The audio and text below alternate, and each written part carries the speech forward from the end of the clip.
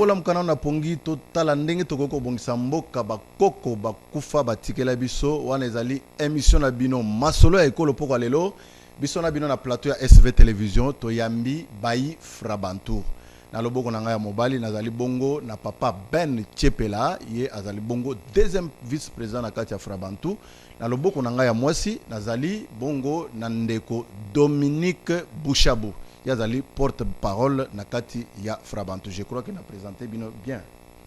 Non. Ah, n'a bête soit à côté. Hein? Oui, oui. Dominique Bouchabou yozana na kati ya Frabantour. Dominique Kapinga Shaumba. Ah, ezande à partir ya Kombonde. Ah oui. Dominique Kapinga Shaumba mais ozali porte-parole na kati ya Frabantour. En dehors ya porte-parole nazali sous coordonnateur ya Frabantour. Espace Grand Katanga.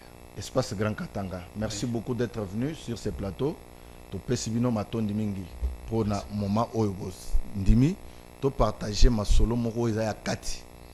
Ya lisanga na bino oba bengi Frabantour uni. C'est ça non? Frabantour uni. Fraternité de Bakwantombolo uni. Ah va. Fraternité de Bakwantombolo uni. Na mukuse Frabantour, c'est ça. Alors, azo baluka na droite Papa Ben Tchepela mbote na yo mbote ese mona biso ko yamba yo lelo na kati ya émission na biso masolo ya ekolo pona ko solola na mambi matali Frabantour fraternité de Bakwantombolo uni ya pena sepeli ya solo pena yo zali deuxième vice-président na kati ya Frabantour na sa deuxième vice-président chargé des projets et des programmes de toutes les questions techniques. Merci beaucoup. Bisona bino pendant 50 minutes toza a pona ko beta masolo moko oyo e ko fongola bino mémoire. Oyo ko kata makamnde balobaka na chilubake iji ko seshanguchi mwadi.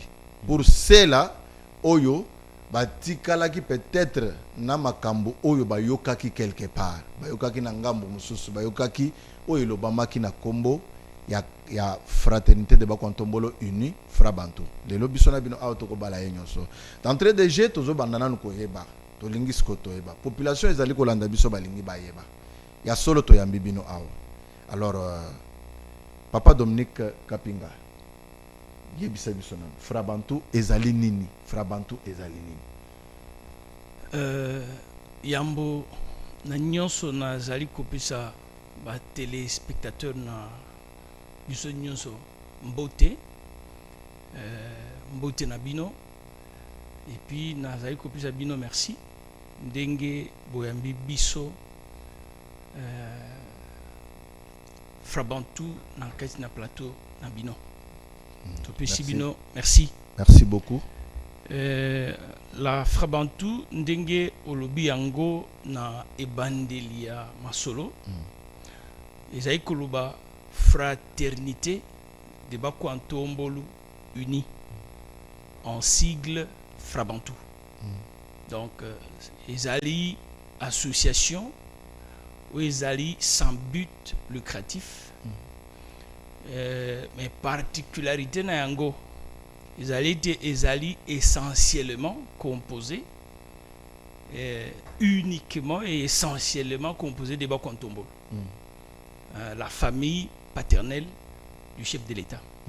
C'est ça la particularité de notre association. Donc la fraternité de Bakwantombolo uni en sigle Frabantour qui est composée ou bien qui regorge en son sein essentiellement la descendance de Mwambantombolo.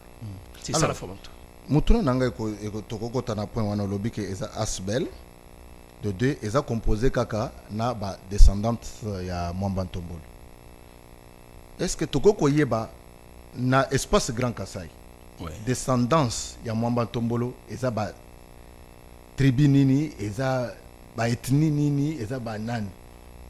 Merci pour na parce que bato ebele ba Holanda biso ba bazoyeba Bakwantombolo babenga même Fachi beto Mukwantombolo mais bazo yeba te Mukwantombolo e wuti wapi origine eza nini aza bato ya espace Grand Kasai côté nini yango lokola to yambi bino awa na poko lelo il faut to profiter na bato oyo ba belela kabina ba kwantombolo ba yeba ke finalement ba kwantombolo ngo ezalaka nini ezalaka na espace Grand Kasai ezaba etni nini ezaba territoire nini ezaba donc bazalaka banane yango sko yanolela biso.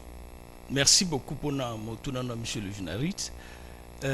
Ba kwantombolo ou biso na chilu batu benga kango bana ba mwamba ntombolo. Bazali descendance yao babengi Ntombolo. Ntombolo, il est le fils de Kanyinda. Kanyinda qui est le fils de Mpuka. Kalonji Kabula Mpuka.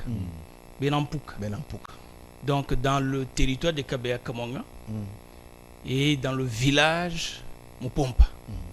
C'est là où la descendance de Mwamba Ntombolo, bien que nous sommes tous alliés éparpillés maintenant partout, mais au petit village Mupompa, territoire Kabeya Kamanga, dans la province du Kasaï oriental.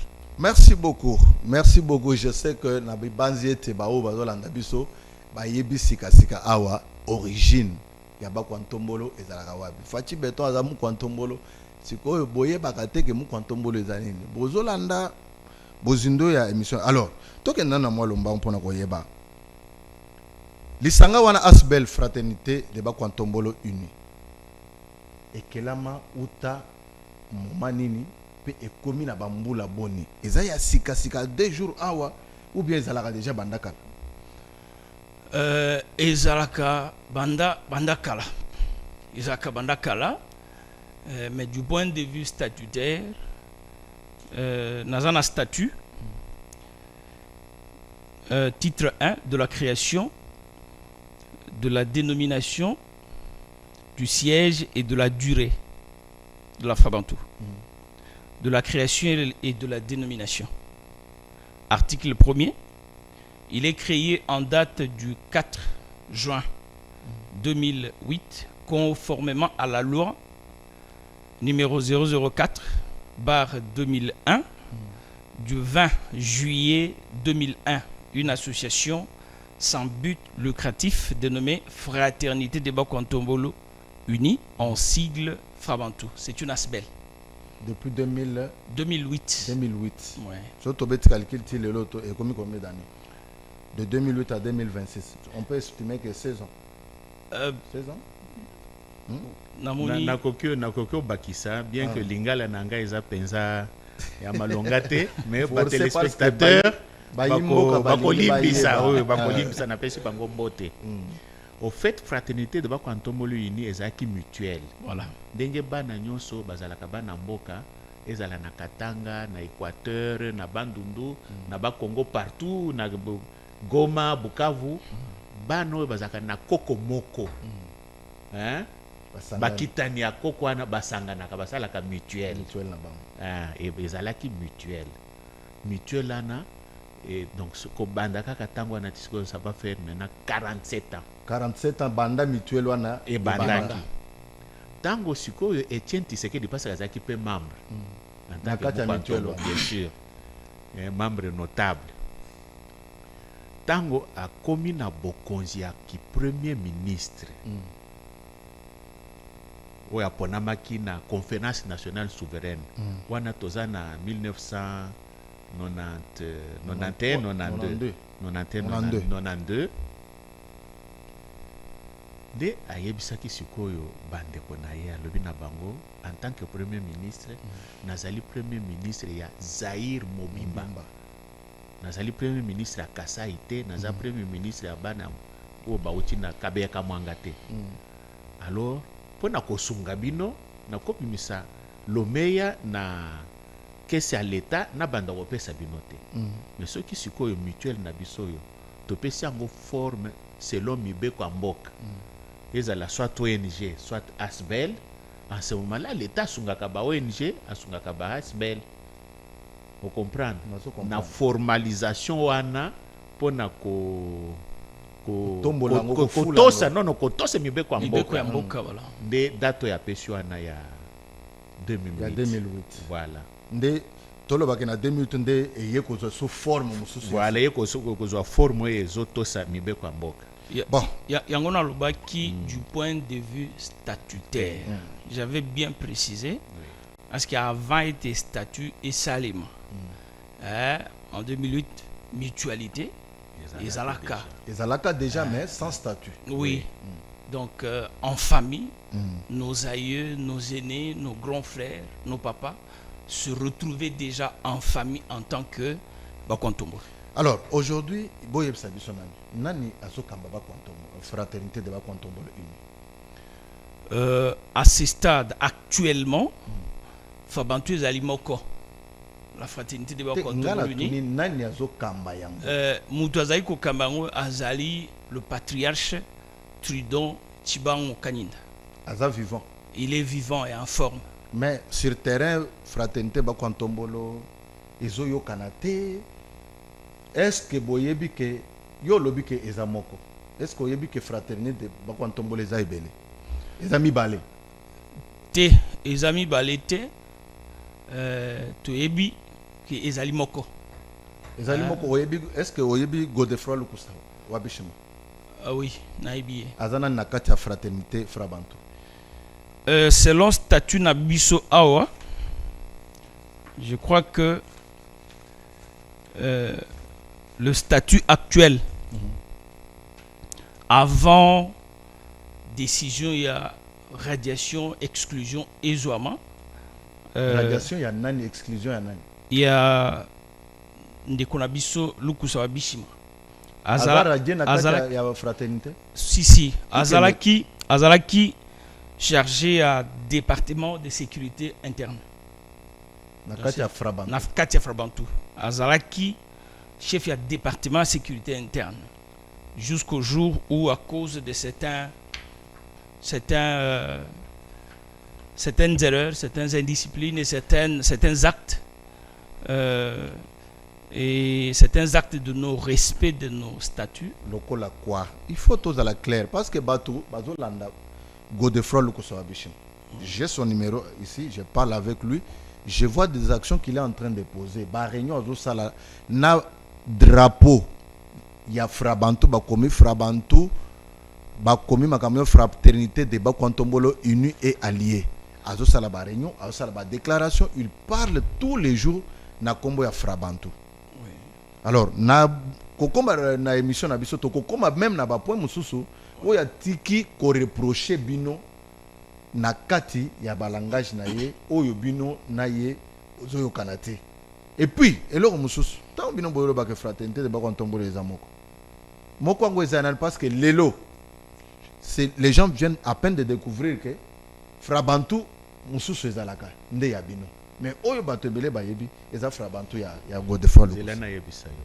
Wana nazwa maloba. Oui. Ndenge toza boye. Tozo tosa mokonzi ya mboka. Chef de l'État Antoine Félix Tshisekedi. Oui. Selon vision naye alobaki na biso quitter les réseaux sociaux. Voilà. Tozo comprendre. Parce que na ndenge a vision naye il n'est pas partisan. Il est le chef de l'État de tous les Congolais, de toute la République. Aza chef de l'État, il y a bien que Bazo Bengaye Moukantombolo. C'est pour cela que Bisso, en respectant son mot d'ordre, on ne peut pas être sur le plateau des médias ou des réseaux sociaux. Ce qui est l'autobimi, c'est justement parce que il y a cette dissidence-là qui fait trop de tapage médiatique, qui n'honore pas la famille paternelle du chef de l'État. Papa Ben, Ozana a raison à Oyolobi. Maintenant, les gens qui sont devant nos bateaux, Ozana a besoin de Bayeba. Pourquoi la création de la deuxième fraternité de Bakontombolo? Wanande ye abandaki ko expliquer yo déjà. Yango wana siko tozo kende siko nazo yango mutuna nazonge na tunaki ye. Oui. Otunaki. Na tunaki yo pona koyeba. Yo ozolo bake frat bantu ezamoko. Est-ce que oyebi ke komi mibale? Na tuni yo oyebi sanga soko oyebi Godefroy Lukusa. Okomi na bozindo oyebi sabiso otangi makambo ya radiation ke bara djeye na kati ya Frabantu. Yango siko bato bazolanda biso balinga bayeba. Les raisons pour lesquelles balongolaki ye na kati ya Frabanto maloba eza epana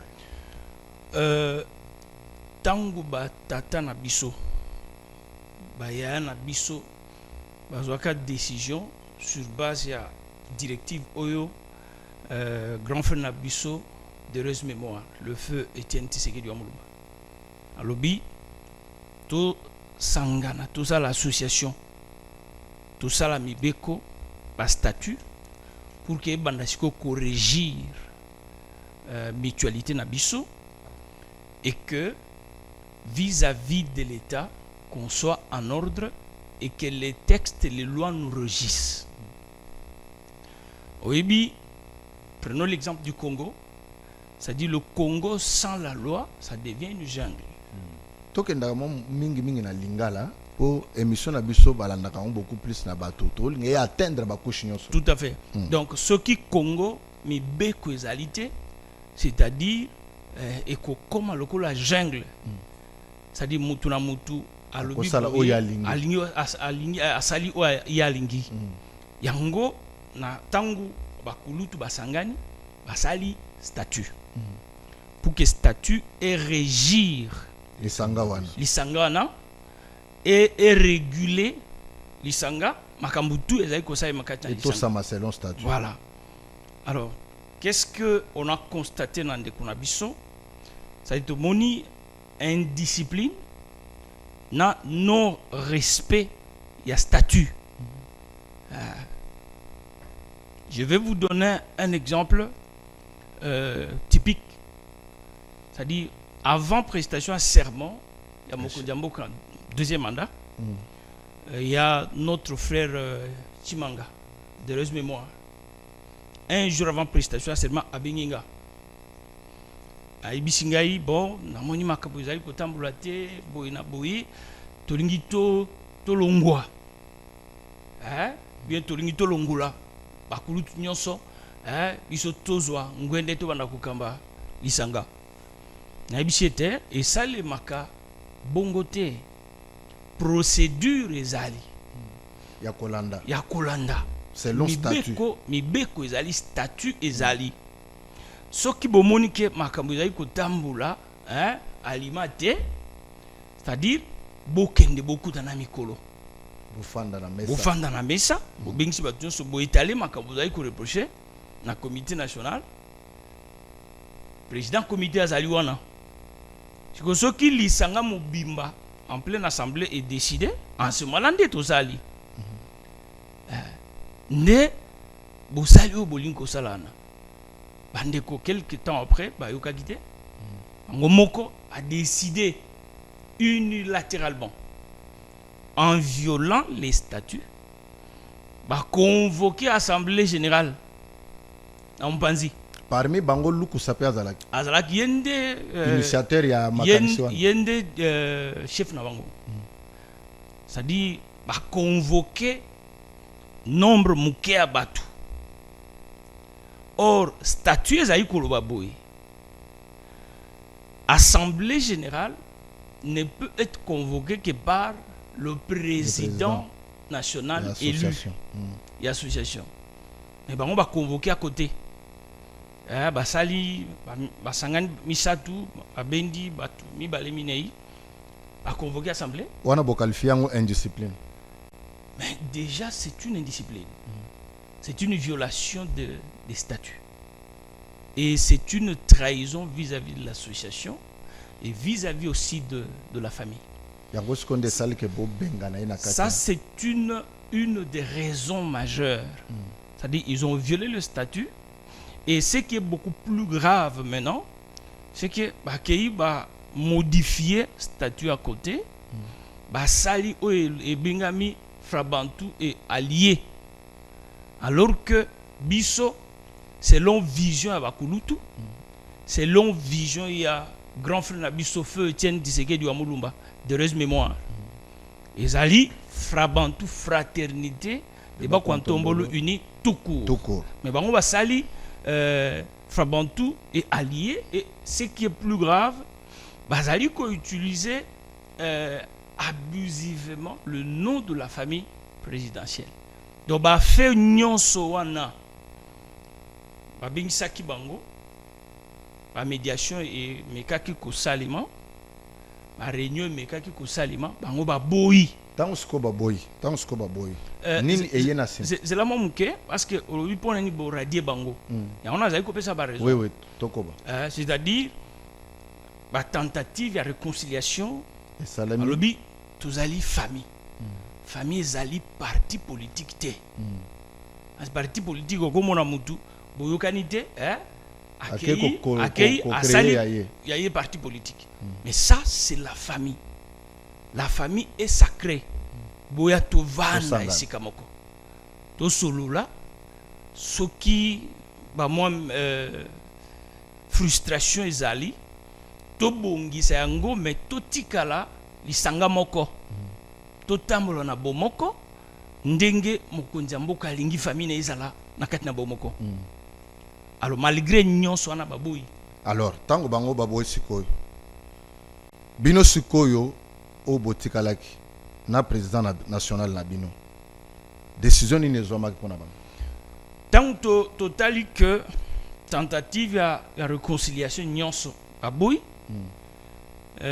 baboyi koyoka bakulutu baboyi ko respecter bakulutu baboyi ko mikitisa liboso bakulutu nde assemblée générale selon les statuts de l'association et bengamaki et c'est au cours de cette assemblée générale des décisions il y a exclusion na radiation et puis il y a interdiction et pas na bango ya ko utiliser combo ya Frabantu na koloba na combo ya Frabantu donc c'est ça ce qui s'était passé mais sikoyo mutuna oyo bato balandi bazoko mituna balobi boy mutu obino boradie na katia lisanga bo interdire aloba na combo ya statut mais jusqu'au jour d'aujourd'hui tout en 2026 azo tambol azo sala ba voyage na mois de février mars azaki na Ituri na province orientale nyonso ba yambiye asali ba déclaration na télévision est-ce que bolanda ka biloko wana sala ka ou bien bolanda ka moté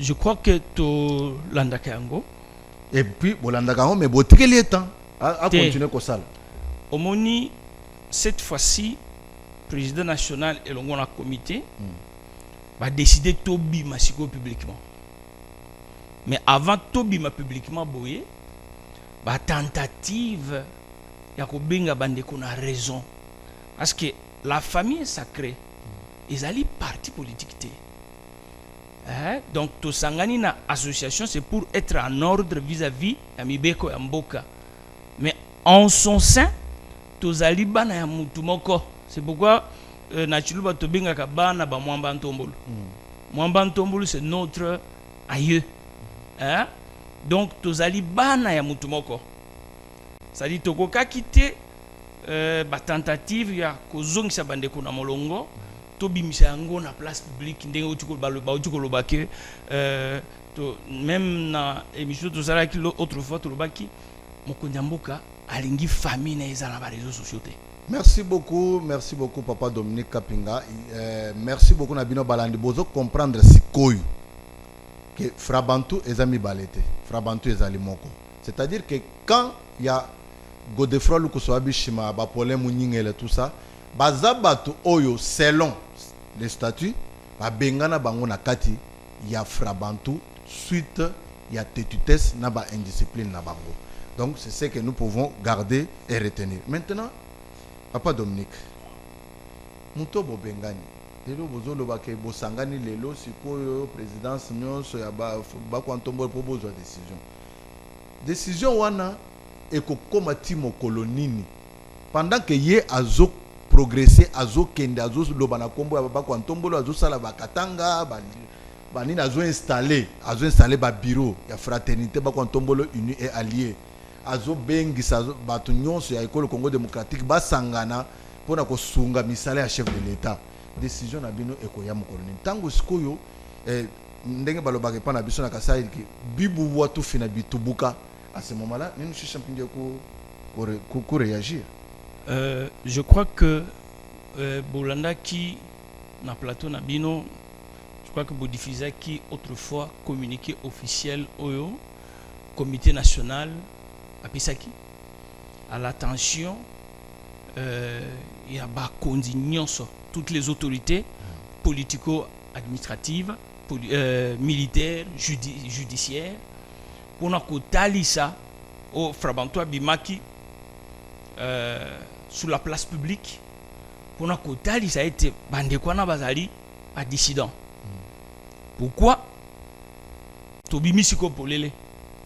C'est parce que na cessé bakulutu bapesi toli bandeko bali koyoka te, c'est-à-dire bandeko bazali na mutu oyo bazali kotosa te.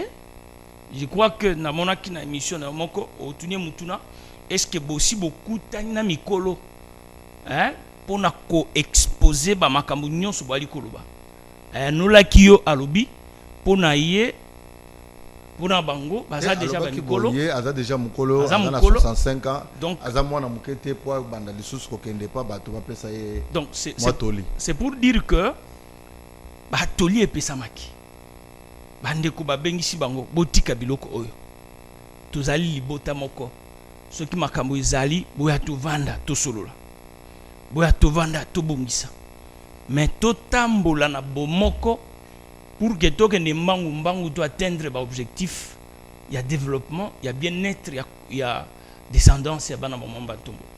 Tozokende na suka pona ko ba makambo ya fraternité de ba Kwantombolo avant to kota na o etali maison civile ya chef de l'état. Yebisa bisona lelo oyo soki bokutani na Godefroid Lukusa Bisho bosolola kanini na ye, bokontinua kopesa toli ou bien azokima ou bien bozo ko s'éviter na babalabala et puis eloko oyo bozo sala oyo ya guerre wana bozo trouver que eloko wana ekozala vraiment tant tozolobela ba Kwantombolo eza famille présidentielle, ouais, ezo pesa soni ou bien ezo tombola lokumu ya mokambi ya ekolo Congo démocratique. Nalingaki na émission na biso ya lelo tolobela mingi te ba individu, mais tolobela mingi principe o ezali corriger association oyo esengeli régir association, parce que batata na biso bakulutu na biso batikelaki biso Frabantu na biso pe tokotika héritage wana na bana na biso. Alors na principe ezali kolobani Frabantu c'est une association qui privilégie plus l'unité, bomoko kosungana, esengeli discipline ezala na kati na yango, esengeli bomoko ezala na kati na yango, siko conformément na mibeko oyo ezali kokamba association. Soki ba problème ezali esengeli to résoudre yango, balobi te que soki problème ezali bobunda ba tobunda to ba membre ba bima ba kende kosala ya bango lisanga mususu na kombo mususu wana mibeko elobi yango te. Ozomona elobi yango te. Soki mutu asali yango seki azali libanda ya mibeko, tozali ko conseiller azonga na molongo, parce que Frabantu ezali parti politique de ezali lisanga ya bandeko. C'est une mutualité essentiellement composée de la descendance de Mwamba Ntombolo. D'où nous avons besoin de cette unité-là. Maintenant, qu'est-ce que nous constatons? Ceux qui ont moni membre de Frabantu Moko abimi ake asai lisanga pembeni, c'est qui a violé texte où ils allaient corriger Frabantu. Il faut azonga na molongo. Ceux qui babengani ye asala eloko mususu ke kobebisa héritage oyo bakoko bakulutu pe bapapa batikela biso. Ce qu'on est lelo ndengo za liboso micro awa Godefroid Lukusa zolanda yo na pesio mwa maloba otali kamera na yebisa maloba nini ko yebisa tozali bandeko, tozali bana ya tata moko, bana descendance ya Mwamba Ntombolo. ezali malamu te makambo na biso ebima sur la place publique. Ezali malamu te to continue ko s'entêter na nzela oyo ezali mabe, oyo ezali ko diviser libota pe ko bebisa libota. Conseil na kopesa na bana ya mwamba ntombolo nyonso parce que na lingi kolobela individualité te. Bon, lisanga mobimba. Lisanga mobimba toto sa mibeko ezali ko kamba association na biso. Tozongela na mibeko ezali ko kamba association na biso. Pona ko boya pe ko sala soni ya mokambi ekolo Congo. Oui. Donc tozali bana ya mutu moko, bana ya tata moko, mwamba ntombolo. C'est ce que je peux demander à toute la famille. Merci beaucoup, Papa Dominique. Ndeko yo pe ogo zalaka ozotala biso te. Pona nini yo landaki go defo lukusate?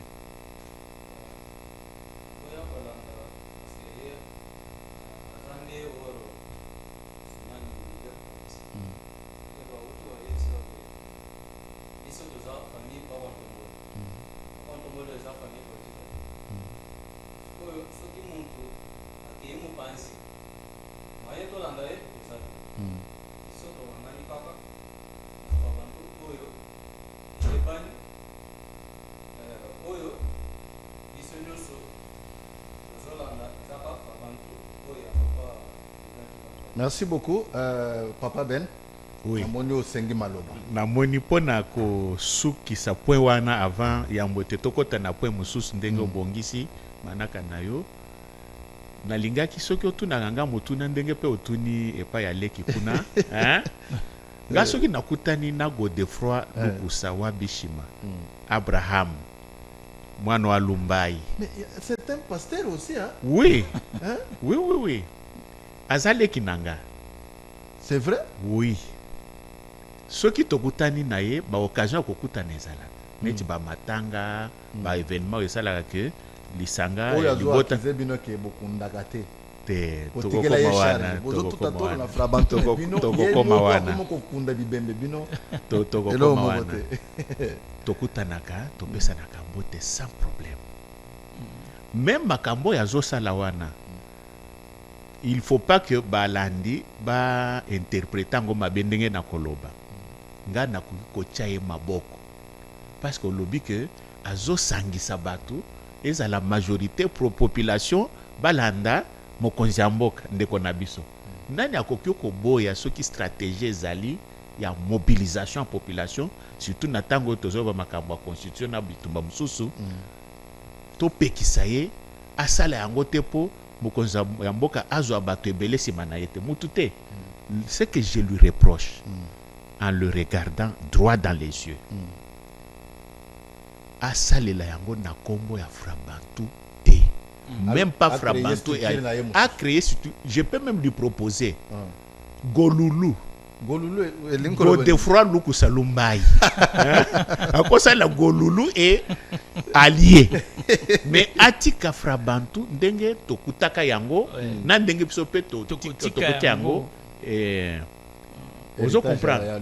Mais soki biloko azosala wana ezalaki kazosala yango na kombo mususu je pouvais même sortir de l'argent na pesi. Godefroid Lukusa Bishima ozolanda biso yoka message ya bandeko na yo balobi boy sala golulu ngala kange tanto kutana na ko proposer que balobi sala golulu nemfiske olongo na kombo ya Frabantu po kimia ezala na kati ya ndako ya famille ya mokambi ya ekolo Congo pas seulement pour kimia ezala pour na honorer mémoire ya bakulutu na biso batikela biso Frabantu et puis Frabantu ezali héritage o batikela biso pona kosangisa bana ya mwamba ntombolo na Frabantu biso pe tokotika yango na bana ya bana na biso. Alors tobebisa yango surtout na temps oyo te et surtout pona kopesa lokumu na mokonzi ya mboka pe na libotane parce que Frabantu ezali koregoja en son sein les membres de la famille paternelle du chef de l'État. Merci beaucoup, Papa Dominique Kabengele. Kapinga, tozo zonga sikoyo, tozo avancer na émission na biso. Ba message de pesami na yo Godefroid Lukusa, famille na yo yangoyo, ba vandi, ba bengi yo, ba peso conseil, balobi soki okolonga vraiment na mulongo ya Frabanto parce que oza déjà radié, oza déjà mis dehors na lisanga ya décision mobimba ya lisanga ya nini ezwamaki yo moko yebi yango ke il faut oza libana. Alors tozo koba Frabanto ezali famille ya mokambi ya école Congo démocratique. Tokota sikoyo est-ce que na kati ya maison civile ya mokambi ya école Congo démocratique papa ben moto azokamba kuna azamu kwa ntombolo azamu kwa ntombolo te, et puis ce n'est pas nécessaire que azalamu kwa ntombolo. Pourquoi? Parce que na tunio mutunana pourquoi parce que ba accusation ya Godefroy Lukusa atelemeli na wana lobi comment est-ce que bakozwa maison civile ya chef de l'état ba pesa ona moto oyo azali mu kwa ntombolo te. Bon eloko wana ndenge tosala sikoyo émission oyo il faut ezalape liteya toteya non seulement bandeko na biso mais balandi oyo balandaka bino totali na YouTube vous êtes à peu près na ba 1 million de followers. Oui. Tozoteya bango maison civile et bandi na Félix Antoine Tshisekedi Tshilombo te. Maison civile ezali depuis Kasavubu. Après Kasavubu Mobutu, après Mobutu Mzee, après Mzee Kabila, Kabila Joseph, Félix Antoine Tshisekedi. Na bango nyonso soki otali na archive okokuta ata mokolo moko te chef ya maison civile ou celui qui faisait office à quelque chose qu'on appellerait maison civile azalaki mutu ya village ou territoire d'origine il y a président de la République te. Une famille biologique. Non. Mais à l'époque alors à l'époque à Kabila il y avait le professeur Mugalu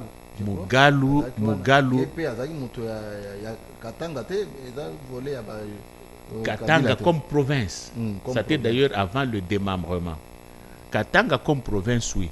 Mais Mugalu, si je ne me trompe pas, lui, il est du territoire de Congolo. Et vous, yomoko yebi que Joseph Kabila va présenter Bissok Kazali Mutuya Manono. C'est un autre territoire. Bon, alors, pour na kotala likambo ya muko antombolo na maison civile, au tout début ya mandat ya chef de l'État, ezaki na ndeko na biso koluti na biso kondo Monseigneur Gérard Mulumba Kalemba. Azaki muko antombolo. Bon. Les mêmes plaintes. Papa Leki. Exactement.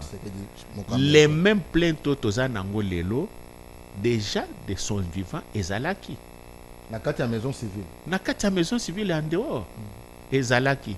Ça veut dire que maison civile ya chef de l'État et koki kozwa à 100% tous les 100% ya bako antombolo te. Même du temps de Mobutu, tozaki na bandeko na biso, tozaki kotanga na bango, ou bien tozaki na bango le sambo, bangwandi, mais ils étaient minables. Biso tozaki bato a Kasai, du côté de l'opposant, on était mieux présentable que bandeko bangwandi. Vous comprendre? Donc on ne va pas résoudre tous les problèmes il y a bandeko ya mokonzi ya mboka avec la maison civile. Parce que maison civile ezalaka compagnie te. Ezali entreprise te, ezali comment on dit, portefeuille ministériel te. C'est un service rattaché à la présidence pour la vie privée du chef de l'État. Ils ont créé par ordonnance présidentielle. Exactement. Tout ça na ordonnance. Comment ça arrive? Création et arrive à l'ending. Non, c'est le chef de l'État lui-même. D'abord, la structure, architecture institutionnelle.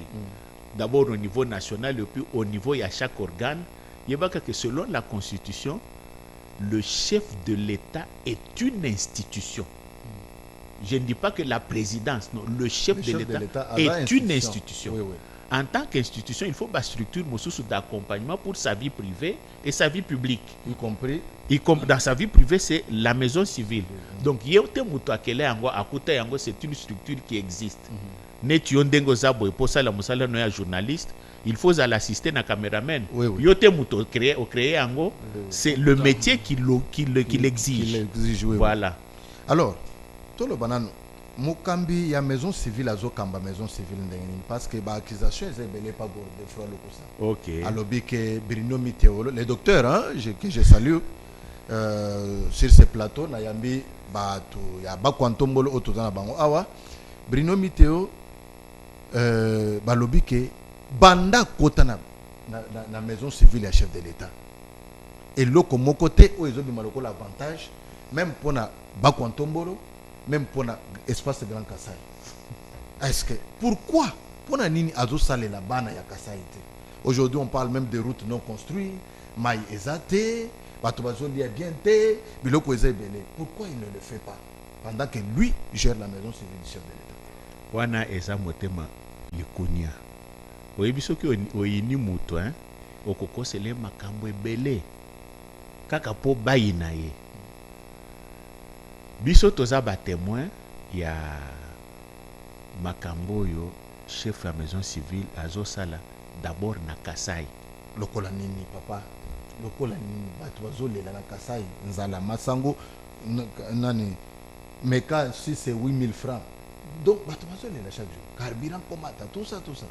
C'est quoi témoin ya nini? Oye ko comprendre sikoyo que maison civile eza ministère ya économie te, eza ministère ya agriculture te. Eza ministère ya finance et budget te, eza ministère ezali entreprise te ke ebanda kosala po epesa.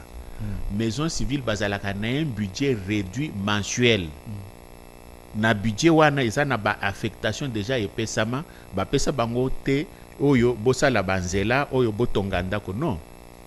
Mais vous comprendre. C'est-à-dire que non, ndenge balobaka na français hein, on ne peut pas demander des cornes à un chien. Parce que par nature, Abotama est corne. Akelama sans corne. Akelama sans corne. Là, on est en train de demander des cornes à un chien. C'est pas propre.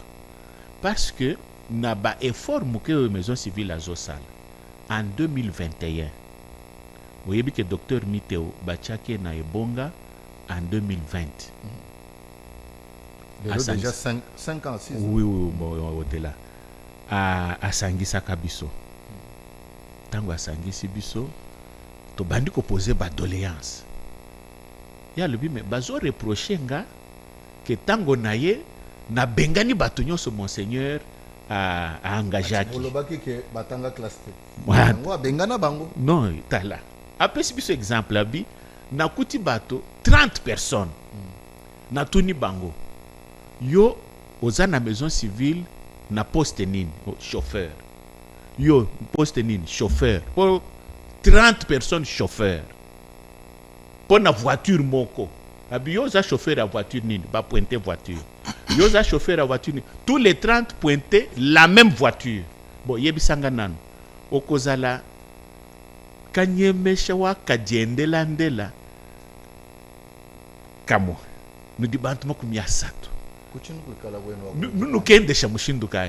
C'est comme ça qu'il a dit non. Écoutez, on ne peut pas avoir 30 chauffeurs pour une voiture. À la limite, on peut garder 2 chauffeurs. La gestion à Monseigneur Moulou. Mais ce n'est pas la gestion. Monseigneur Moulumbape, il était acculé. Oui, bien, tango azalaki na maison civile, ezalaki na époque il y a FCC cash. FCC cash. Ezalaki na biloko mususu.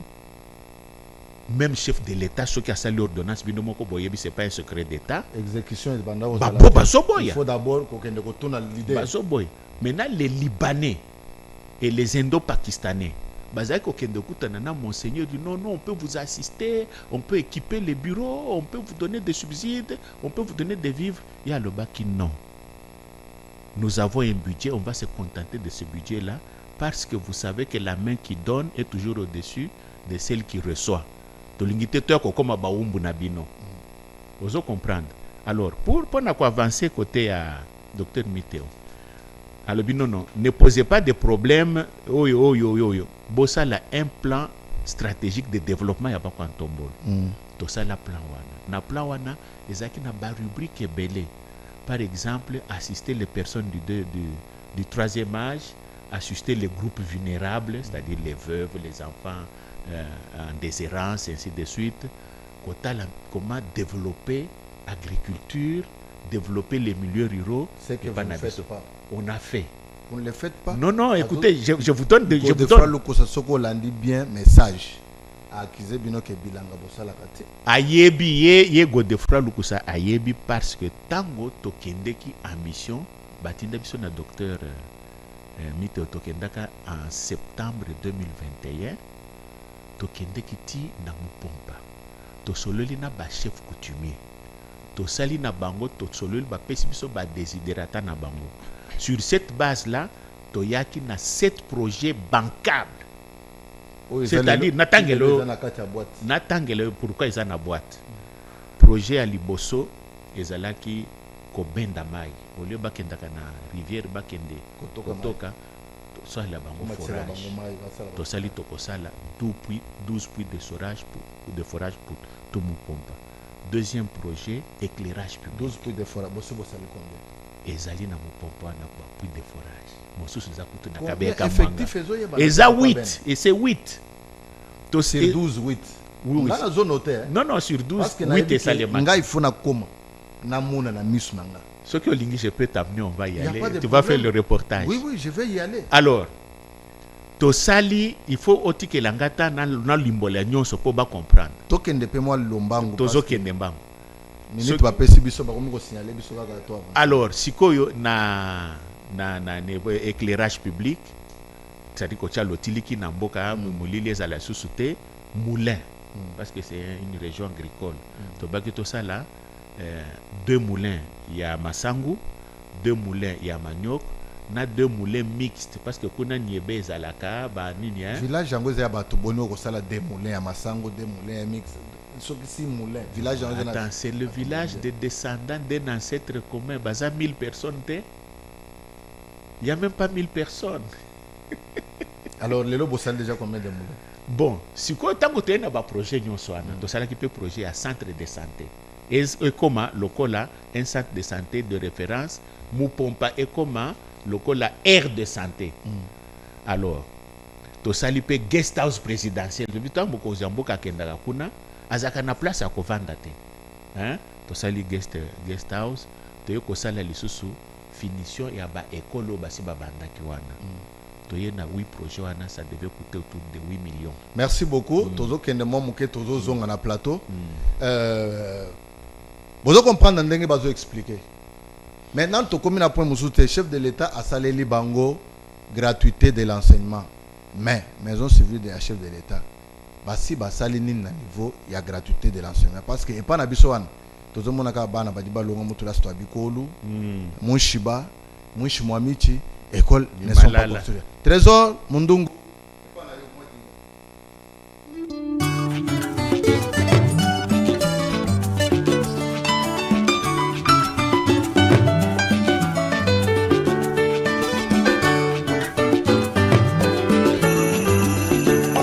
merci beaucoup to zonga nazo zonga kaka na ngambo na biso awa to lobela ba éclairage zo pesama par rapport ya obscurité oyo ba akize nango ndeko Godefroid Lukusa Bishima o a créé Frabantu uni et allié oya yemoko nzoka babengana ye na kati ya fraternité de Bakontombolo uni oyo ezana camp ya Mukambe école Congo démocratique et tikala bongo papa Ben yebisa biso otangi nyonso bosali ba moulin ba forêt tout ça. Maintenant sur le plan gratuité de l'enseignement, chef de l'État a payé sa gratuité de l'enseignement. Mais toujours tala lelo bana bato tanka na ba conditions égalité 145 territoires totonga bo makamyo swana et salamité ezo soka na ya pona nini bino pe na ngambo na bino na simaya le docteur Bruno Miteo bosibo sali nini. Bien, nous avons 2 réponses na motu na wana. Yambo ya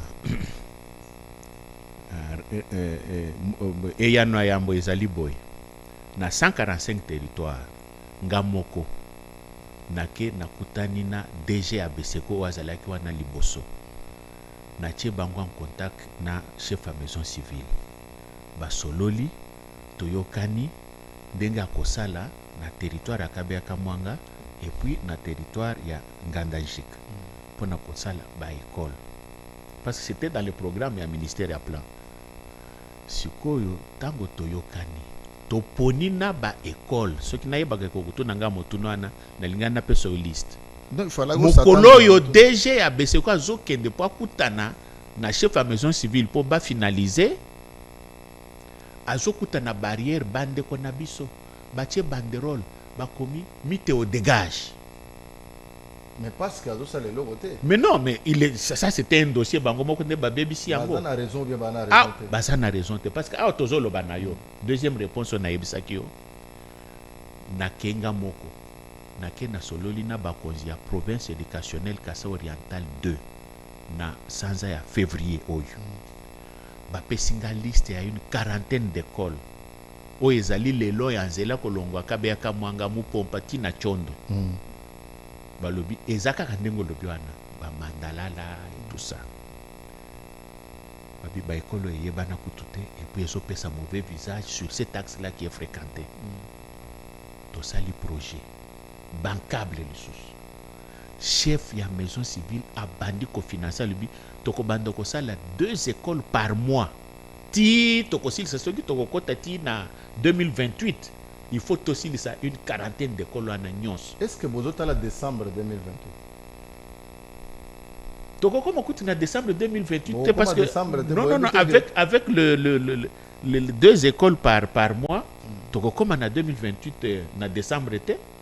Et beaucoup aussi ça avant mandat mon conseil école ici. Bon. Likambo mandat mo konza ekolo toko solo la yango toko solo la ndenge ni neza likambo à la portée de tout le monde ba ebike après élection et 2023 et loko ngana yebisio kaka que toko sala eloko ana avant décembre 2028 to silis et loko nini tozo sala campagne électorale ezoya tango sala montage na kotindelo bilili ya ndenge tokutaki école na ndenge komi lelo sikoyo kaka désordre ya bandekoyo on dirait kindoki zekaka soki non oh c'est la maison civile elle-même ngamoko na kena bakonzi ya province éducationnelle to identifier ba école wana to bandi ko financer. C'est pendant qu'on commence to komi déjà to sali 2 écoles to lingi to banda deuxième école ba bandi lisusu makambo na bango ya miteo dégage. Donc juin na juillet ndenge zosi la boye to sali le côté à cause ya ba makambo. Miteo dégage pourquoi? Pour quelle raison? Tout simplement parce qu'ils le haïssent. C'est tout. Il n'y a aucune raison. Parce que parce que Azamu Kwantombolite, ce qui est un non-sens. Et puis pour nous grand frère, c'est-à-dire parfois ils allaient demander à l'excès au-delà de la mission maison civile. Voilà. Donc, ils allaient revenir dans la biso famille pour comprendre quelles sont les missions de la maison civile, où se limitent ces actions. Peut-être que vous avez déjà mon mission limite à mission de la maison civile les awad. Peut-être nakoya nolango autrement. Nakoya nolango autrement. Tobimisiko sur la place publique. Nazali ko s'adresser na akontombolo nyonso. Et dans un mécanisme na famille, entre famille et maison civile, il y a collaboration, il y a communication. Ce sont des mécanismes très appropriés qui honorent la famille, qui honorent aussi le chef de l'État. Alors, biso en tant que famille, ce qui va revendication est ali. Pas dans la discrimination, tokoki kosala yango na kimia et puis na respect ya ba institution. Totika makambu ya ba réseaux sociaux ko exposer la famille. Merci beaucoup, merci beaucoup. Tokomi presque na suka émission na biso. Papa Ben. Soko tali caméra wana. Ba accusation ya le docteur Bruno Mite que je salue en passant de là où il est. Et je sais que akolanda émission oyo akoye ba bozindo ya émission oyo. Okota la caméra oyebisa bato bilobana yo parce que vous êtes deuxième vice-président ya Frabantou. En même temps oyebi beaucoup plus fonctionnement ya maison civile ya chef de l'État. Na moi deux phrases et le konini okoki koyebisa ba kwantombolo même ba yi école Congo démocratique mobimba o balandi biso na poko lelo na kati ya émission oyo masolo ya école na mokuse na koloba boy maison civile ya chef de l'état ezali ko s'occuper na makambo vie privée ya chef de l'état maison civile otoza nango lelo ekeseni na ba maison civile nyonso ezalaki avant docteur Bruno pona nini ye azali ye moko te azokamba na ba adjoint misato adjoint côté ya mama ya mokonzi ya mboka adjoint côté ya Bokilo ya mokonzi ya mboka donc côté ya première dame adjoint côté ya papa donc moko antombolo eza coordination avant docteur Miteu chef de maison civile azaki ye moko donc il prenait les décisions seul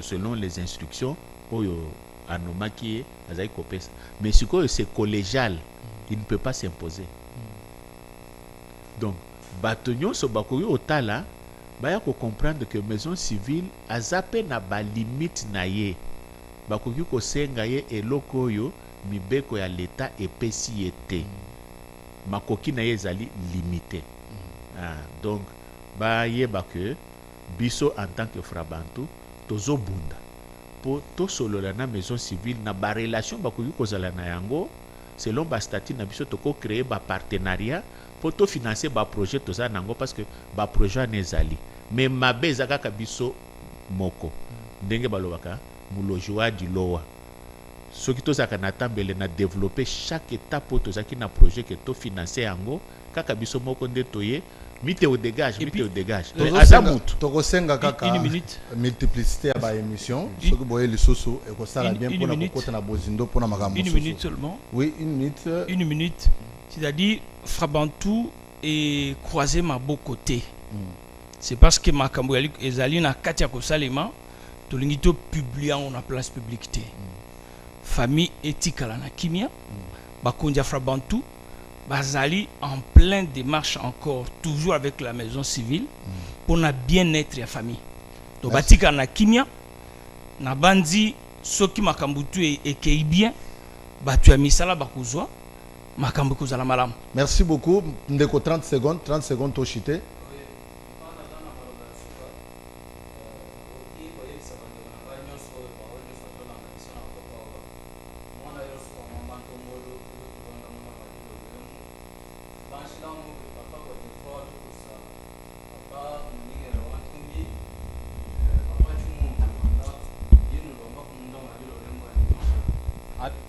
Muijila alugila ayo muijila tujenze chintu chimwehela kashama kalukutu bwelela to tuji tanwate tu kwesifike bana betu bonso wa mama ntomolo tujenze chintu chimwehela atulonji bintu bidi bihechila na ko ma réseaux sociaux to ingambila ba jena bonso wa mama ntomolo tikala chintu chimwehela tikala hani ma chef de l'état adini ba enemi ba gunyi atukali tuhita ku media batukala tokola malwani o ako de fraude kusa o papa chibango tridon. Merci beaucoup Topeso merci tozana émission moko tabala ilelo ici sur notre chaîne SV Télévision. Si vous voulez venir vous exprimer na Chiluba pendant 30-45 minutes bikukeza ko fongama venez vous exprimer.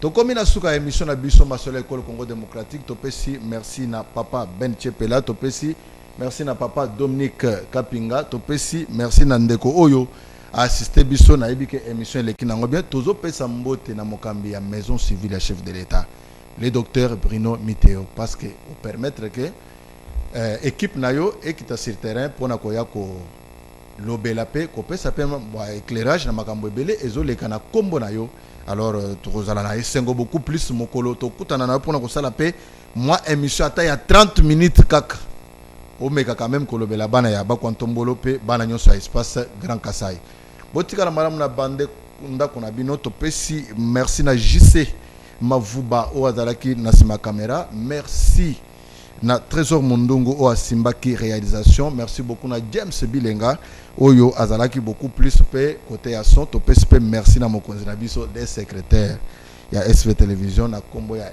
Lisel Lose topesi merci na numéro 1 ya chaîne na biso oyo apesi biso confiance le DG Crispin Chibasu Chimpanga nzamba pambola biso nyonso tokokutana lisusu na numéro ya sika kaka awa na masolo ya ekolo botikala malamu na bandako na bino.